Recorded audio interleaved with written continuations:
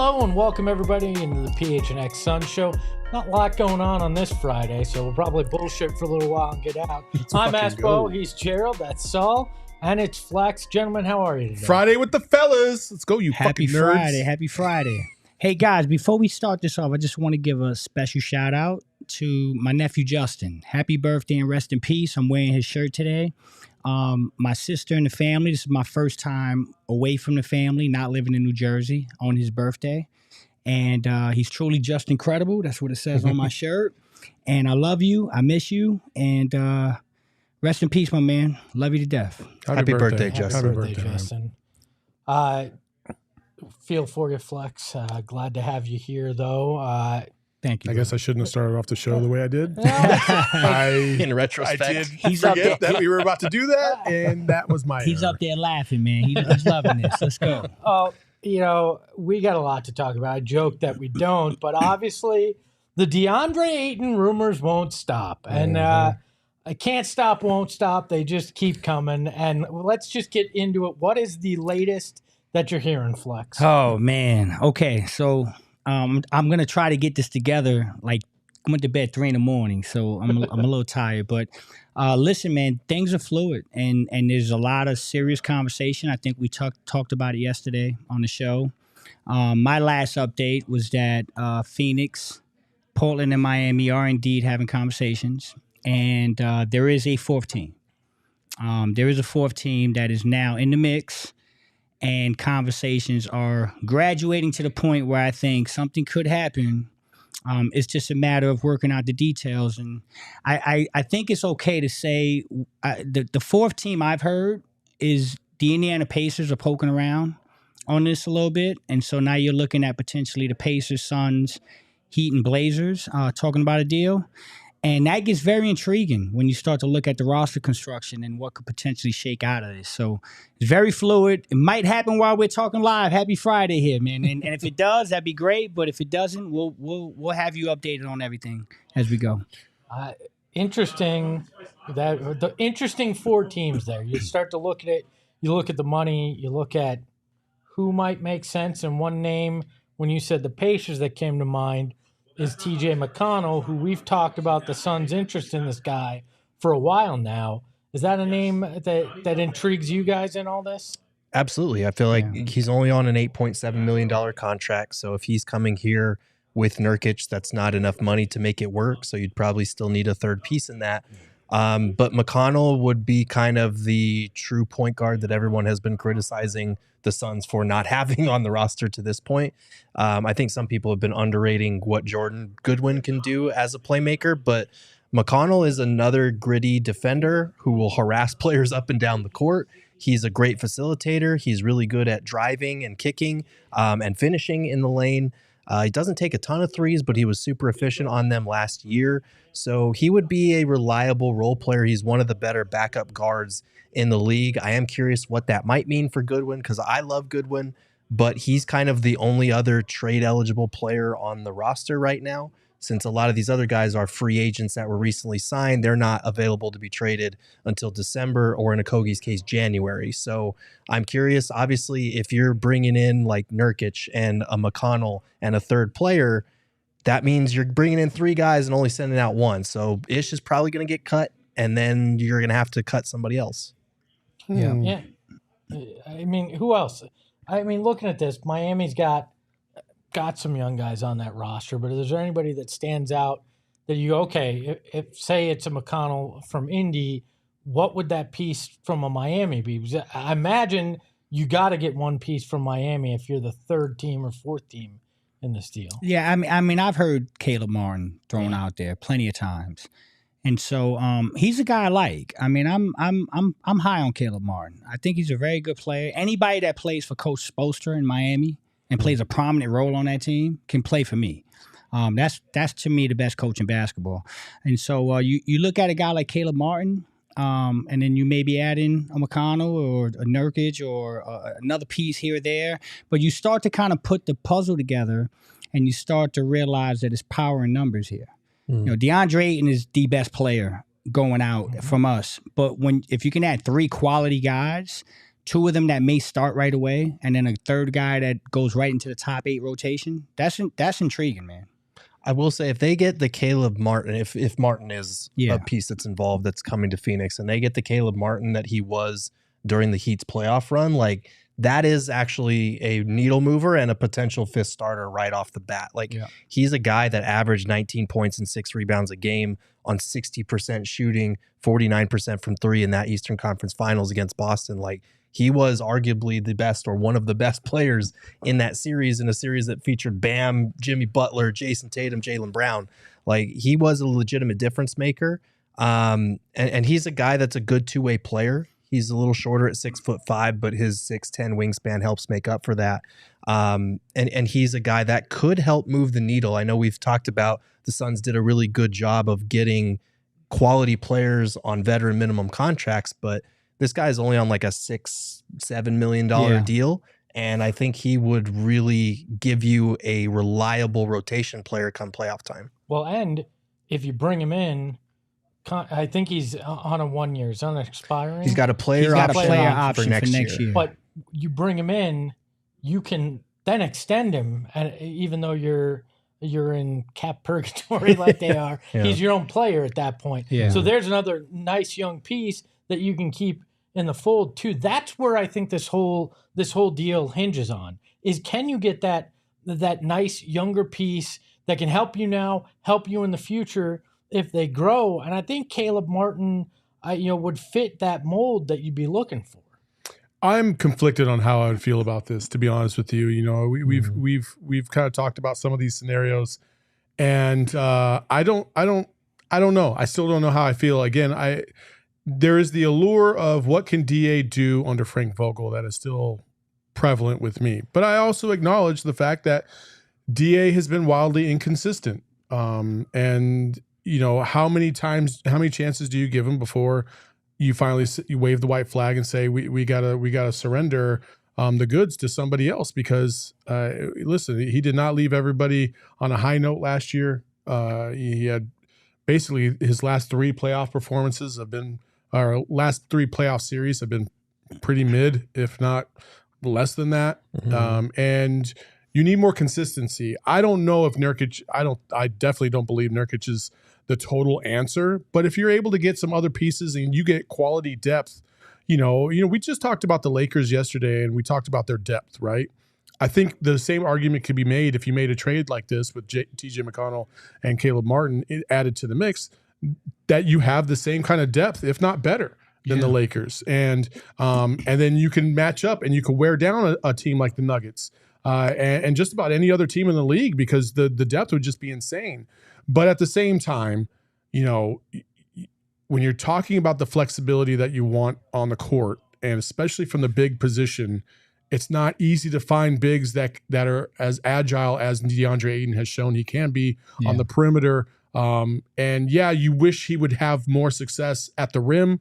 But I think fundamentally sound when he's locked in, he's as good as a lot of, the top 5 bigs defensively in the league. But when he's not locked in, he's equally one of the bottom 5 bigs in the league because he's just not into it. And that is the conundrum that is Deandre Ayton. So honestly, I'm good either way. Honestly, in a scenario like this, I would be much happier if it was, let's say a Nurkic and an OG, or a Nurkic and a Shaedon Sharpe or something like that. But I just don't know if that's ever going to happen. So look, I want to make this very clear. I like Deandre Ayton. I like his game. I like his potential. In no way is Yusuf Nurkic as good or on that level as Deandre Ayton. No. If this were a 1-for-1 deal, it would be insane. But that is not where it's going to be. Emma, do you have that graphic of Sun centers? Because I want to show you how much I like DA. When you compare him to guys that people say are the best centers in Suns history, Amari, if you count him as a center, is probably number 1 at a little over 21 points, 8.8 rebounds, and 1.4 blocks. a game. But you look at Ayton, 16.7 points, 10.4 rebounds, and a block a game. I would put him at second. Shaq in his very minimal time here was 16.5 points, 9 rebounds, 1.4 blocks. And the gold standard that a lot of people think is the best center ever in Suns history, and Alvin Adams, only averaged 14.1.7 rebounds, was 4.1 assists. He was great in that way, but only 0.8 blocks. Deandre Ayton is one of the best centers this franchise has ever had. Now, granted, it's a very shallow pool in terms of who they've had at the position, but I don't think you can overlook that he has been very good here and that there is potential. But what worries me now is that we've gone another round of these rumors. It's happening right before training camp. And where does this put Deandre Ayton and his mentals, right? If this guy is, like a lot of people want to suggest, not always mentally in it, how does this impact him? I'm at the point where just give the guy his fresh start and move on because of it. Well, you mentioned something the other day. Listen, I want to be clear because I'm seeing some stuff in the chats and it's kind of pissing me off a little bit. Okay. I love Deandre Ayton. I absolutely love Deandre Ayton. Yeah. And I've never once said that Nurkic's better than Deandre Ayton. Okay. I would love for Deandre to stay here. Mm-hmm. But there's more to this business. This is a business. There's more to basketball. There's more to the business side of basketball than just who we like and how things work out. How things work out behind the scenes, in the locker room, financials, all that stuff matters. Now, you said something the other day that I'm glad you brought up. When Deandre Ayton is getting interviewed with the Bahamas national team, and he says, "These are my best teammates I've ever had." Okay, man.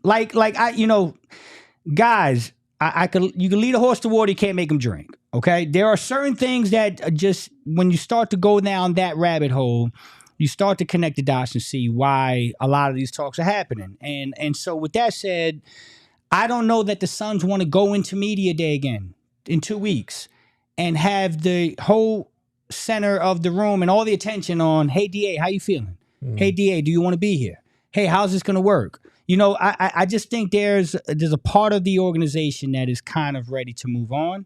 And I think there's a part of Deandre Ayton that is too. And so this could be mutual. And I think people are missing out on that. And I think it goes back to things we've been saying for years now. He showed up to the first week of training camp a couple of years ago and talked about how he doesn't like doing his big man duties. From everything we've seen from the Suns and their actions in terms of being hesitant to pay him, only giving him that max when he went out and signed an offer with another team, and they had to unless they were going to lose him for nothing. Like, it's all pointed to this belief that they probably think they can get by with like 80% of his production at the center spot for a fraction of the cost. Yeah. That's what this Nurkic deal would be. I'm not saying in any way, shape, or form that Nurkic is on the level of DA. I'm not even saying that I necessarily like the move. For me, it still depends on what second or third piece you are getting back, because you are clearly downgrading at the 5 spot going from DA to Nurkic. It just depends on what else you can get thrown in there. And I will say, because this keeps coming up in the chat, I think Black Sunday is in an echo chamber with himself. But yeah, we did think the roster was set, because it's fucking 2 weeks from training camp, and we're all taken aback that this is even happening. Like, it is surprising. Things do change, but it has come out of nowhere. The roster was pretty much set outside of one two-way roster spot. So it is surprising. It's just going to depend on what those other pieces are for me until I can judge this trade clearly. It's not a one-size-fit-all situation on any of this stuff, and even the chat is split. Up and down. Like, half of the chat is like, don't trade DA. The other half is trade DA. One half is like, you're not going to find Nurkic isn't DA, and then the other half is like, DA quit on the team. Like, it's all over the place, and I think that represents what we're trying to put forward. Is like, I don't think there's a deal where everybody's going to be happy. Listen, unless they traded DA for Giannis, nobody would be happy with anything that's going to be presented right now. I think we were all kind of caught off guard that this is even happening. But the domino that always remained out there that we knew was going to happen at some point was Damian Lillard getting traded at some point. Like, we knew that was going to happen. Now, what we did not account for was the fact that we all assumed that it would be like a 2 or a 3 team trade between Miami and Portland to try and get Dame. But that has changed because the numbers don't work or the personnel doesn't work, and they got to get a 3rd or 4th team involved to make this all happen. And when they did that, that's when it all came back to Phoenix, because Portland, regardless of what anybody else has ever said, Portland has always been in love with DA. Yes. They have really liked DA from day one. So now we're here talking about this. And listen, it is our job to talk about it. Like, that's the reason why we're here. Like, that's the reason why these podcasts even exist, is because we're going to talk about some of these things, these rumors. We talked about Bradley Beal, and we all took an L on it because we were like, there's no fucking way that's happening. Yep. And then sure as shit, 2 days later, Bradley Beal's on the Suns, and that's something we never thought would happen. Yeah. Like, so I understand that there's people out there that are like, oh, you guys are talking about rumors and blah, blah, blah, blah, blah. That's the fucking job. Yeah. Like, we got to talk about things that could happen. They are possibilities, and we all need to accept that this is a possibility that could happen. But man, chill, everybody. We all love each other. We're all Suns fans. We're all trying to get along and do this the right way and give you guys all the information that we know. You know what drives me nuts, though, is I'd rather trade DA for Miles Turner or Clint Capella. Sure. So would I. But are those offers out there? No. And the Suns, if they're getting these offers that intrigue them, they're going to do their due diligence. They're going to look at this and go, does this make us better? And quite frankly, with James Jones' relationship with Eric Spoelstra and his intimate knowledge of Miami, if he feels like Caleb Martin may be that piece, I might trust that a little bit more than others, because he does know people in there. And there's a lot of questions in the chat about certain trade packages, so I do want to clear that up a little bit. Nurkic and Caleb Martin is not enough salary to match DA's outgoing salary, so there would still need to be a 3rd piece, so it wouldn't just be Caleb Martin and Nurkic. I know a lot of people, like you said, are talking about Miles Turner. Guys, Miles Turner had a better season than DA last year, so as great as that would be for the Suns, I don't see why the Pacers are doing that, especially if it's part of a 3 or 4 team trade with Miami. Like, Miami's probably would give up like Jaime Jaquez, who's a talented rookie, like Kyle Lowry's expiring contract, and maybe they'd get a pick thrown in there somewhere. I still don't think that's enough for them to move Miles Turner, and you still have to make the money work because he has only got like a $21 million deal. Seen a couple of other ones. Right now, based on what we're hearing, it would be Nurkic and enough salary to kind of match and make that money work. Yeah. Nurkic is at like 16.9 million. So DA's like at 32. Tyler Hero doesn't make sense. Yes, that's the other one I saw. Tyler Hero doesn't make sense. He makes too much money. I wouldn't want him on that contract at this point anyway. Right. I mean, if you're playing fantasy basketball, I'd love Giannis. Right. I'd love Jokic. Give me Bam Adebayo all day long. Yeah. Shit, we could do this a 1-for-1 swap. Hey, bring David to here instead of sending him somewhere else. I'll send you Sabian Lee for Dame. Yeah, like come on, guys. Like, fantasy basketball is a whole hell of a lot of fun, but it doesn't work in the real world. You know, it's another thing that we don't talk enough about is the CBA. Right? I mean, we know what the CBA is. We know the changes that are coming. 1st apron, 2nd apron. Okay. With Deandre Ayton, if you don't trade him now or at the deadline, the rules change significantly after this trade deadline. Mm-hmm. And so another factor is, if you don't do this and you're going with DeAndre, you better be damn sure that DeAndre is the guy past February. Because if he's not, it's going to be virtually impossible to move DeAndre Ayton in any of these type of deals. You can't, because it changes from, there's 110% versus 100% of the salary, that's right. plus aggregating salaries. There's a whole bunch of different rules when you're in that 2nd apron. Plus all the other things, you start losing the draft. Everything kicks in. Correct. So this, if you can come away with a Nurkic and 2 guys, maybe 2 starters and a guy that can come in as a backup point guard or a top 8 rotation guy. This is 3 rotational players for DeAndre Ayton. If you can come out with that, as opposed to taking a gamble and going past the deadline, and then being, I just people need to understand it. Again, it's a business, and I think the Suns are doing a good job of listening and seeing what's out there, because if they can make the team better, they are. Yeah. Well, the other thing I've heard too is, is this a money? It's a money. No, that's PTSD talking. There is no money dump or trying to clear salary. Matt Ishbia is in this and is going to spend the money and already has proven that when it comes to the tax and everything he's going to pay. This is not a salary dump thing. And people, they point to the campaign thing. That wasn't about salary. That wasn't salary. That was not about salary. So any move that's made here is because that front office looks at what they have and they feel like we still need pieces here. One of the things everybody still talks about is they have no true point guard. If you get a true backup point guard in this, doesn't that become a little bit more intriguing for certain people? Yeah. Like, I'm not 100% on board on this. Just like Gerald, you got to know what the other two pieces are. Yeah. Right. But I'm certainly intrigued to try to understand this and see if they make that move, where it lands, because they obviously are not 100% sold on Deandre Ayton at this point. I mean, I think that's the one thing you can say is that the Suns are not 100% on DA. Mm-hmm. And I mean, and to be fair, like, I don't think anybody in the chat is 100% on DA. You can't sit there and tell me that you are 100% certain that day in, day out, he's going to show up and give you 100% and give you max effort. And I think what everybody can agree on for sure is he going to be willing to take a back seat to these three guys that are the premier scorers on the team? And we've talked about it at length in other scenarios about DA's unhappiness in being utilized in the system and this, that, and the other. And a portion of that falls on Monty. I don't know how this is going to work without Monty, but at the same time, I also know the effort that I see. And I love DA. Yeah. I've been a DA stan since day one. I've been with him at U of A. I followed his whole, like, we both moved up to Phoenix at the same damn time. Not together, obviously, but like I got a job up here and he got a job up here, right? And like, so I like, there's a part of me that really wants DA to succeed, but I also know what my eyes tell me. And my eyes tell me that there's just something off with DA with this team and this franchise. And I don't know if it's because of the leadership in there. I don't know if it's because of other players. I don't know if it's because of the organization. I don't know what it is, but it's not coming through on the court the way we all want it to. So you have to explore the opportunities to possibly make your team better. And that's the other thing I will say.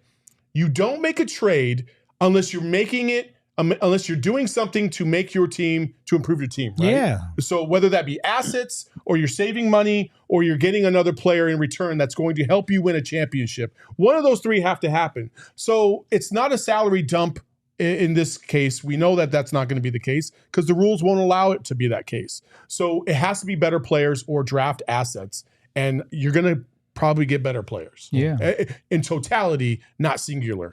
I'll say this too. I heard from a source in Portland that even if this isn't part of a larger Dame deal, there may still be something between Portland and Phoenix that could happen too. Yeah, so. Portland loves Ayton, man. And I let's reiterate that. It's been for a long time. Mm-hmm. This is not new. This is not something changed and now they want Ayton. I've been talking to Portland for quite some time, and this goes way back into the summer. They love DeAndre Ayton, and we said it yesterday. They're enamored with DeAndre and Scoot Henderson potentially being a young tandem. They could play together. So I wouldn't rule that out, that if this doesn't work in a Dame deal, they can sit down and make a private deal between Portland and Phoenix and maybe even bring a third team to kind of facilitate things. But things are getting spicy, guys. This is fun stuff. If you like this type of stuff, some people don't like it. Yeah. They don't. I would say if it is just a one-on-one deal with Portland or a separate deal from a Dame trade, and they bring in a third team, I would really hope that they do bring in a third team, because then you're looking at Nurkic and.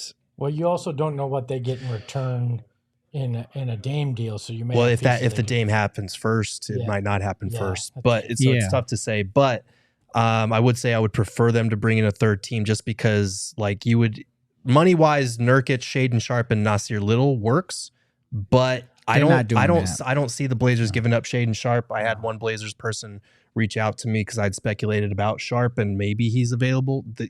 He'll be off limits in that type of deal. What about Nurkic, Shaedon Sharpe, and Scoot? Better. There we go. Better for Can us. you just get Scoot 3 times? You know me. I'm all team Scoot, baby. Let's go.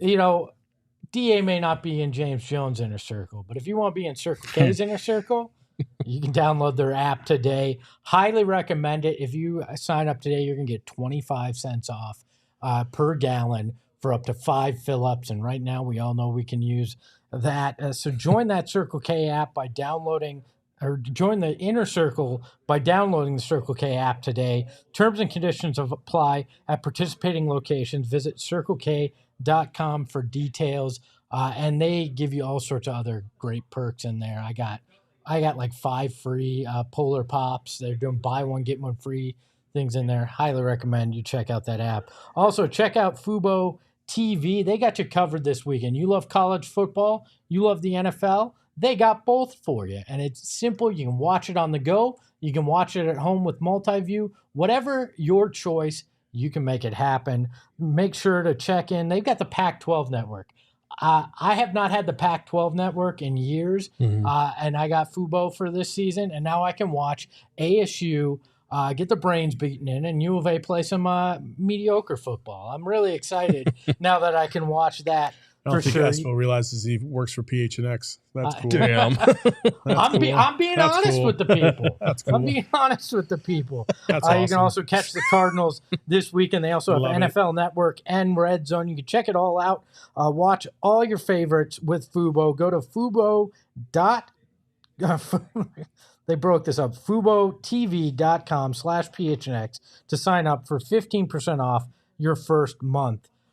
We're continuing our series on the top 10 teams that concern us if you're the Phoenix Suns. Today we're looking at the Los Angeles Clippers, an interesting team. This is one of those that there's always the caveat, if healthy. Yeah. Right? And I feel like that's still the case here with them. It still very much is. And it's one of those things where they're a hard team to judge because in years past, like we've seen them kind of coast through the season. We've seen the load management kick in, injuries kick in. Ty Lue has done the best that he could with a deep roster, but maybe not a star-heavy one where the stars are actually available on a night-to-night basis. That makes it difficult to build continuity, and it feels like we've very rarely seen those two guys healthy at the right time of year for the playoffs. So it's one of those things, you look at their net rating when they share the court together, they're a really good duo. But can they do it at the right time? Does it matter? Are they a team that you should legitimately be afraid of? It's tough to answer until we actually see it in the playoffs. Sorry, guys. I'm not overly impressed. No, I'm sorry, guys. Flex throwing ultimate distractions in my text right now. I'm sorry. I agree. And that's something that, obviously when we talk about the Clippers and their future prospects, they've always been like, their DNA has always been tough for the Suns, right? Like they're physical, kind of grimy team. They like to muck it up. Yeah. And they have two players that when healthy fit that DNA in Paul George and Kawhi. But the problem is as you mentioned, they're never healthy. Yeah. And so, but I do think that they addressed a little bit of their depth this offseason in order to shore up whenever one of those two guys is out. But I do think as well, this load management stuff is, the new rules on that is going to change this a bit, especially for Paul George, because he doesn't have anything degenerative going on. It's just, these freak one-off injuries, whereas Kawhi's in a different boat. And it's going to be interesting to see how they develop through the season because, as we will find out with our guest, they had mentioned that they need to take the regular season seriously because they haven't in the past, and that's hurt them quite a bit. Yeah, I mean, listen, man, the Clippers are a damn good basketball team when they're healthy. That's just it. If they're healthy, they're one of the most dangerous teams in basketball. Kawhi Leonard, I mean, guys, let's be honest. I'm gonna speak from the heart here. In the playoffs, man, I was worried. I mean, Kawhi was getting busy. We had no answer for Kawhi. If Kawhi doesn't get hurt in that series, I still think we win, but it was starting to get a little scary for me because I mean, that guy's terrific when he's healthy. PG is terrific. I think Ty Lue's one of the best coaches in basketball. I love him. We talked earlier. My thing with that team is Morris, Batum, Covington. They're getting a little older there. Do you move Kawhi to the 4? Can he still do that with the knee injuries? So it's all about health with that basketball team. But if they are healthy going into the playoffs, they're a legit team that can come out the West, no question. Well, and there's some interesting stuff when it comes to Marcus Morris, personal stuff aside. But when you look at it, he's had beef there with the Clippers based on the way he was used. The report today was he's not going to be banished like Jay Crowder was, but my guess is which Jay Crowder did not like. No, he did not. No, Jay did not take like that at all. To that. But you look at that and you got to wonder how long is he there? And I was very underwhelmed by their offseason. Not a lot of additions. KJ Martin being the biggest. They obviously re-signed Russ, but this is all predicated on PG and Kawhi. Mm-hmm. If these guys don't come in and don't dominate, and we talk about injuries, but they're also a year older too. Like this whole thing just keeps getting pushed out further and further for the Clippers, and these guys just keep getting older and older. So at some point, that's got to come into play too. So I am concerned if they are all healthy at the right time come the playoffs, but I'm not sold that they're ever going to be. DA for Kawhi, let's do it. Straight up.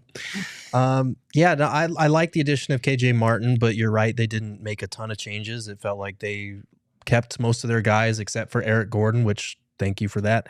I don't know. I feel like they're a good team that needs to prove that they can be a great team. We've seen it for so many years now. We need to see it in the playoffs, and I feel like that's how they're going to be judged, and it'll be interesting to see how they handle the new load management rules and whether their bodies hold up or if that's a legitimate problem for them. The one thing that I didn't even think about much until today was the fact that they had all these pieces together in the bubble.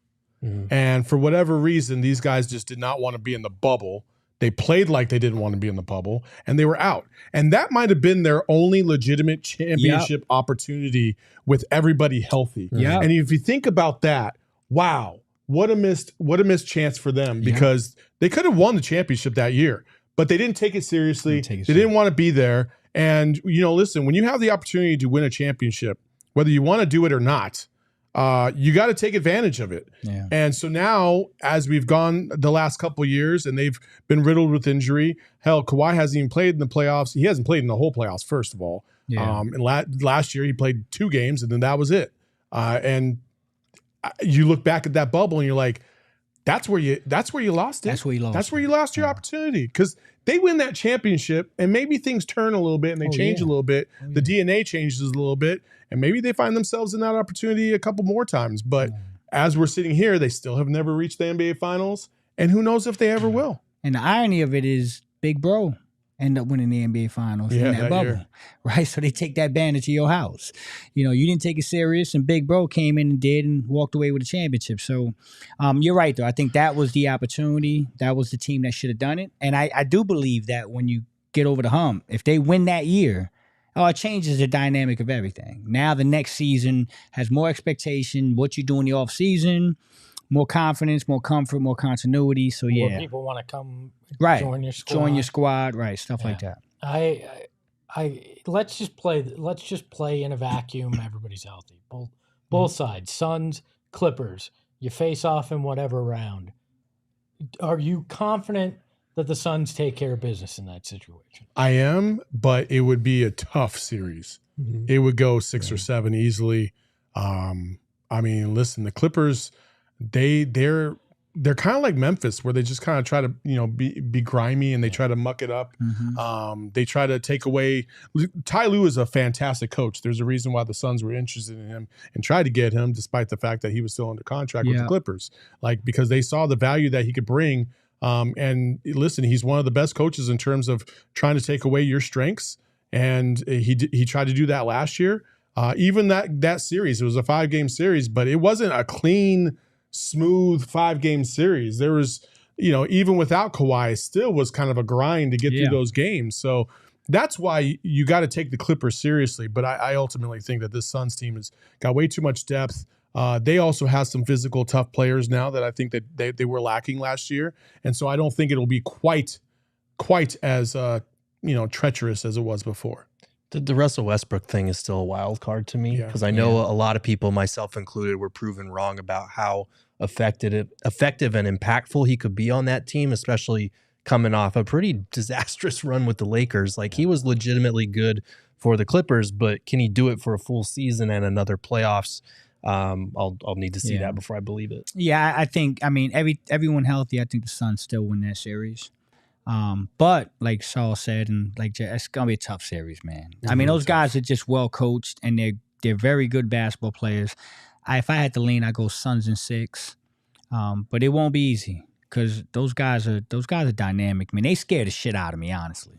Well, defensively, when you look at it, that's one team that could give you real problems. A team that could guard Book, could give KD a bit of an issue. And then it's like, okay, can Bradley Beal potentially carry you for a series offensively? And that's what you hope for. That's why you went and got him as a third scorer. But I find this matchup probably the most intriguing based on the list that we have, just because of that defensive possibility, because it's Frank Vogel trying to defensively stop Kawhi and PG. It's Ty Lue who gets the most out of, even when he doesn't have his stars, the most out of his guys, trying to figure out defensively how you stop the Suns offense. It could be a fun chess match if it actually happens. Let's, I want to talk about PHNX here. If you didn't laugh or interrupt, I'd be able to do this just fine. You do it, Saul. It's a PHNX. Go ahead. Folks, PHNX is awesome. You are here for a reason. That's not what the script says. I don't give a shit what the script says. I'll say what I want about this damn company. Listen, PHNX, become a diehard. If you are not in our Discord, we have been dropping nuggets in there all the time, so you can come out here and check it out. And also, in addition to that, we have all these events that are going on. We have away watch parties for every Cardinals away game, so you can come out. We have ticket giveaways. We're actually giving away a pair of Dallas Cowboys tickets today on the Cardinals show today. So if you follow the rules, you can also win some tickets. Listen, we got so many things that are going on. The events are fantastic. The merch is at a discount for you. You can get a free shirt upon signing up. Everything's right there. So just go to gophnx.com, get yourself a diehard membership, and become one of us today.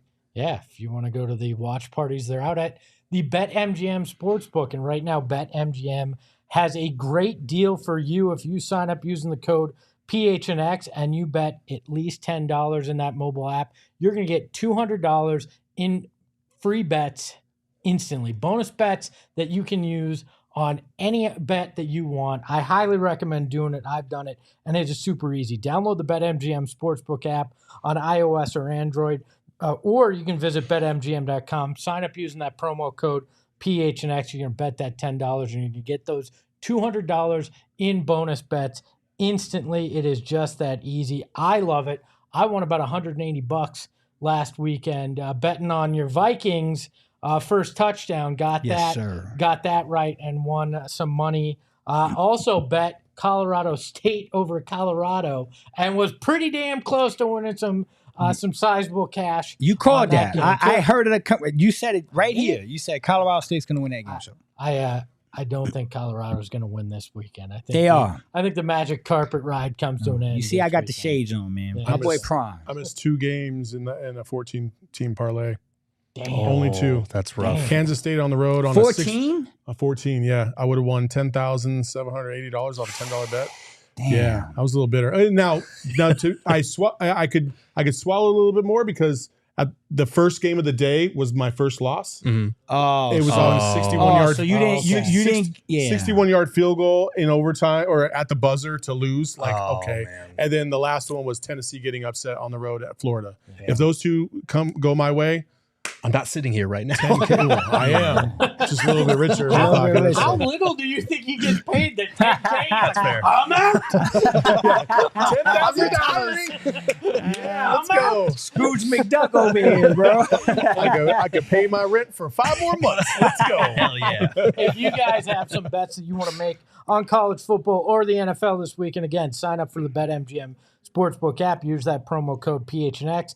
$10 in, you're going to receive $200 in bonus bets instantly that you can bet. Check the show notes for details. And now listen to Shane talk about the disclaimer. Gambling problem? Call 1-800-GAMBLER. Colorado, D.C., Illinois, Indiana, Kansas, Louisiana, Maryland, Mississippi, New Jersey, Nevada, Ohio, Pennsylvania, Tennessee, Virginia, West Virginia, Wyoming. Call 877-8-HOPENY or text HOPENY 467-369 New York. Call 1-800-327-5050 Massachusetts. 21 plus to wager. Please gamble responsibly. Call 1-800-NEXT-STEP Arizona. 1-800-BETS-OFF Iowa. 1-800-270-7117 for confidential help Michigan. 1-800-981-0023 Puerto Rico in partnership with Kansas Crossing Casino and Hotel. Visit BetMGM.com for terms and conditions. U.S. promotional offers not available in D.C., New York, or Ontario.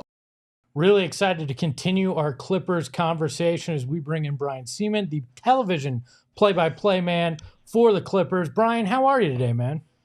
I'm good. I'm ready for everything to begin. I've been ready since probably 2 weeks after our season ended. Broadcasters in the NBA always have the best jobs, I think, in the world. So I'm always chomping at the bit. Media day for us starts a week from Monday, and I can't wait. Yeah, are you sick of all the rumors as well? I think we got through them, and yes, I was. I think we got through most of them for the Clippers, and they'll certainly build back up again at some point in time during the season. But I'm just ready to get going and pack, and I think I speak for my wife where she's excited for me to leave. So it's just a week away. Yeah, well, we're still dealing with the storm of rumors here, but I want to know, when you look at the Clippers off season, what'd you make of it? And not a lot of action, but how did you feel when it came to the Clippers? I liked it in this sense. It brings balance to a roster that last year I felt was the most talented roster in the league, top to bottom, but it was missing pieces. It was missing kind of a starting point guard or a guy that actually knows how to run a team. While Reggie Jackson is great, I think he kind of went down and regressed a little bit last year, and I think that was just a lot of minutes adding up over the previous 2 years. And then they started the season without a backup center, and they thought, and I did too, that going small would be something that would really benefit them. They had done it 2 years ago, or in the 21-22 season, and had great success in short stints. But when you extrapolate that for 15 to 20 minutes a game, I think they found out that it wasn't going to work. So they bring in Mason Plumlee, they keep Russell Westbrook, and it wasn't like they did a lot of things around them. But I like what they've done, and I feel that the leadership that Russ will bring, I'll be very honest, and I've said this before, I didn't like the Russell Westbrook trade to begin with. I didn't want him on the team. I didn't like how he was playing with the Lakers. I was worried that he was going to kind of feel like he was the guy with the team. Couldn't have been further from the truth, and I couldn't have been more wrong. And now at a $4 million deal, you're bringing in a leader, a guy that's been there, and I think a guy that's not going to let people off the hook. He'll keep everybody accountable. One thing I did not like about the Clippers last year, I felt their competitive integrity during the regular season waned. And I don't think Russell Westbrook will let that happen. When Ivica Zubac goes to the bench, should he remain the starter, which I'd be fully behind, you're bringing in a guy that can do a lot in Mason Plumlee. So those two moves I felt were really great. And then, oh, by the way, they bring in KJ Martin. They bring in kind of a high flyer, young athlete that we haven't had in a long time. I can't remember the last time we had a lot of in-game dunks that were just mind-blowing since Blake Griffin. So to go around the block next door, I like what they've done, even though the pieces were subtle. I still think they are on the list of contenders going into this season. Okay, so given that the Clippers are on that list of contenders, obviously the big thing that always comes into question with this team is, can Paul George and Kawhi Leonard stay healthy at the right time of year? Is that the biggest obstacle in your mind that's keeping them from getting over that hump finally? Well, you and I were talking offline. Obviously, Denver's an obstacle. Phoenix is an obstacle. Perhaps Golden State will be an obstacle. But yes, the Clippers are a team that could race out to an incredible start, and no one's going to pick them. They're going to say, oh, their defense is great. They've got 2 of the top 5 lineups in the league. Their offense is top 5. Everyone will always answer that question with, can they stay healthy when the chips are on the table? And I need to know that as well. I want to find out. I know the front office obviously believes that these are the guys that can get it done. If you look at numbers, advanced numbers, normal numbers, record, all of it, they suggest that this tandem right here is an elite level tandem on both sides of the ball. But they have got to find a way to stay healthy. I don't know what that looks like for the Clippers and how they keep these guys healthy. I'm not a believer in load management. We saw what happens to Kawhi in the playoffs. I mean, it is what it is. I think load management is more about risk aversion than anything else. But these guys have to stay healthy. And the bottom line is they still have to attack the regular season. They can't just kind of stay in third or fourth gear all year long. They've got to be aggressive. You want to have home court advantage as long as you can get it, and it's going to be a mega challenge for them. But if they can stay healthy, I'm very optimistic about what could happen.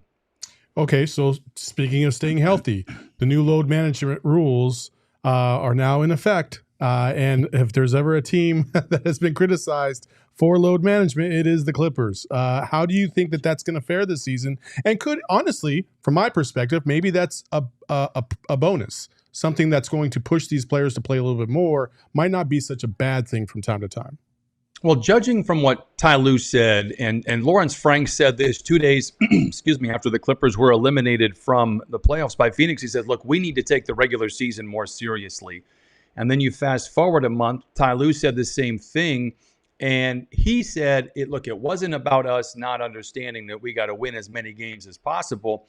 The way I interpreted it was we have to play through little aches and pains. And I think they try to manage that so they don't go from minor to medium to major. I think you're going to see these guys play more games. And I understand why they've been the poster child for that. Kawhi is different. He's got a degenerative knee situation, but everybody else in the league, I think, needs to be playing unless you have a condition like that. And so I'm looking forward to seeing what attacking the regular season means, what that means to take it more seriously. And I honestly, I really believe if the Clippers can stay healthy and they have that mindset, they're going to be a top 3 seed in the Western Conference. That's my personal belief. We'll see it play out. But the start for the Clippers, I think, is so important because I feel they've got a good schedule to start things off. And then it gets very dicey as far as travel and back-to-backs in 3 and 4 days. So it's very vital for them October, November, and I think through Christmas to really have a great start and see where they fare with the rest of the West. I have a question, and this is about roster construction. You guys talk about being healthy. In a perfect world, if you're healthy and you look at your starting lineup, it looks like you're going to go Russ at the 1, PG at the 2, Kawhi at the 3 in a perfect world, and Zubac at center. I look at the 4 spot, and you're looking at Morris, you're looking at Covington, you're looking at Batum. How do you feel about the 4 spot for the Clippers right now? Who do you think is going to have the edge at the 4 spot, and how do you see that working out? It's a great question. I've looked at the roster for the last couple of weeks as I get ready for the season, and I don't know if that's the exact lineup they're going to have in terms of how you've put them out. It wouldn't surprise me if they slide Kawhi and PG to the 3-4 and start Terrence Mann at the 2. Maybe they put KJ Martin at the 4. That would surprise me. But, I don't know how they're going to handle that. It's going to be interesting to see what they do. Marcus Morris kind of had an interesting end to the regular season. He appeared in the playoffs.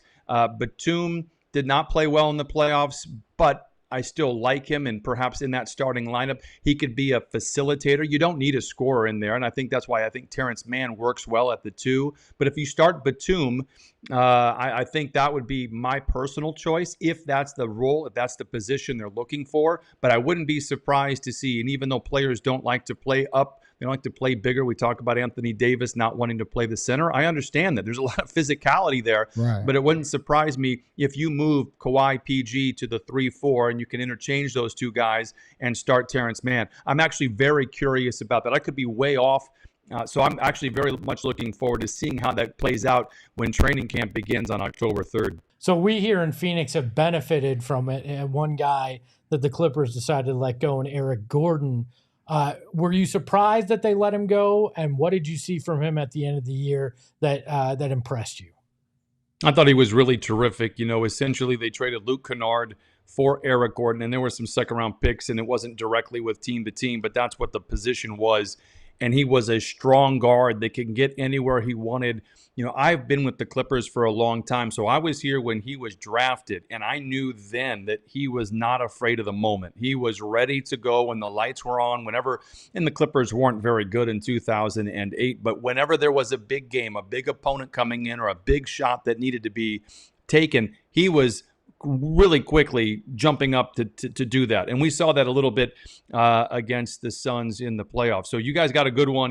He'll fit in. He's played, in big moments like he was in Houston. So I think it's going to be a great pickup for you guys. I was bummed to see it, but I think for the Clippers to keep him, it was going to be a big cap number, and I think they wanted to maintain some flexibility. It wasn't anything about his personality. It wasn't anything about how he played.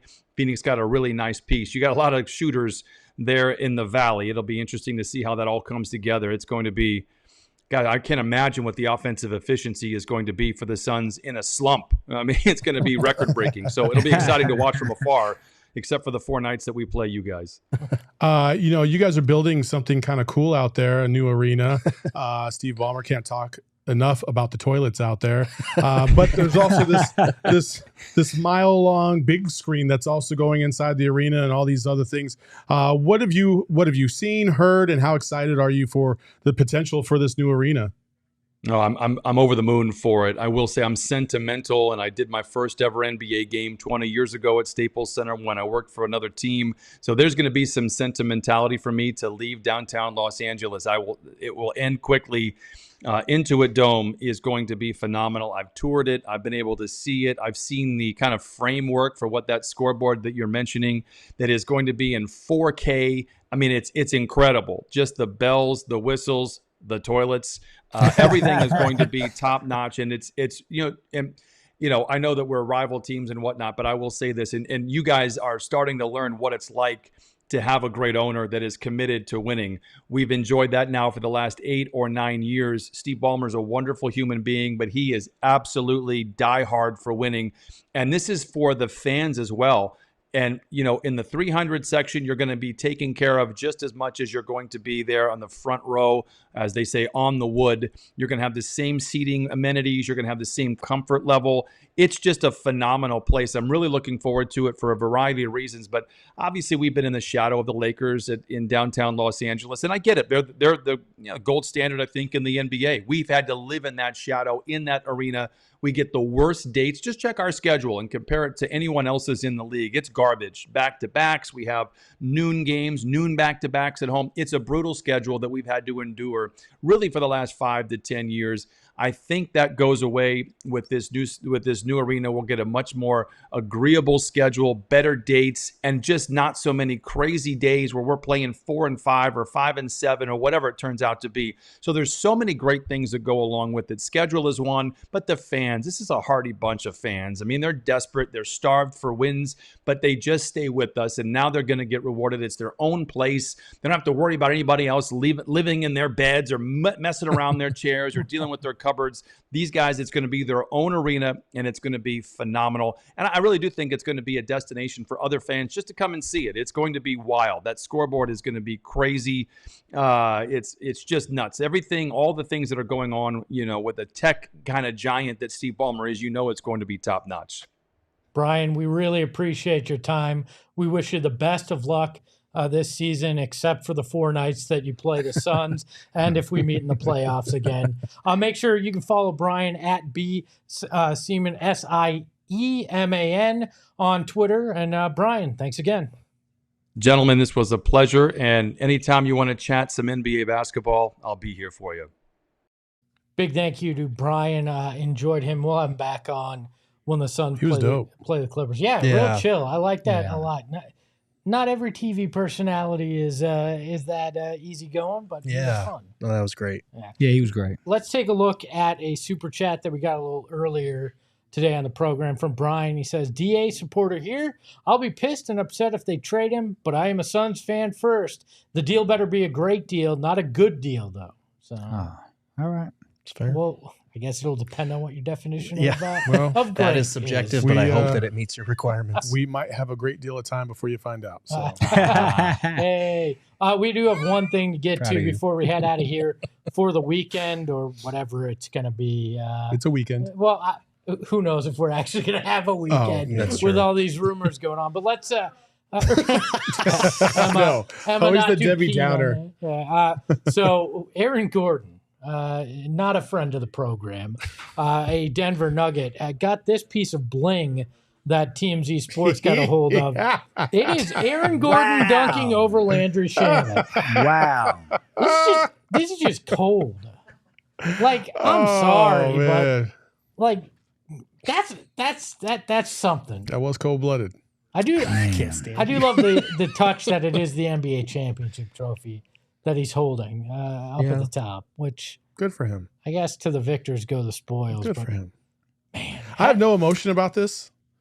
Is Landry Shammet like 100 years old in that thing? He's got the white gray hair. he's got the gray hair. Maybe they didn't have enough blue ice to finish That's out what the it whole was. thing. You know That's what I mean? what it But was. also, like, I don't like this because it's a Nugget over a Sun, obviously. But now that it's a former Sun, it's a Wildcat dunking over a former Sun. I'm cool with it. That's how I'm gonna. Yo, that's cold, how I'm man. gonna- Yo, Aaron Gordon, you cold for That's that how I'm gonna one, man. manipulate that in my mind. You cold for that one. It is ice cold. Could be worse. So- He could have made it look more like Landry Shammet. So at least it's just like Yeah, a faceless. yeah. No, guy. I feel like he did make it Looks like he remember- dunked on Papa Smurf. Bro, hey, That's what it looks like. honestly though, that's how I remember the Look at Papa play. Smurf. He's just banging on Papa Smurf. That's it.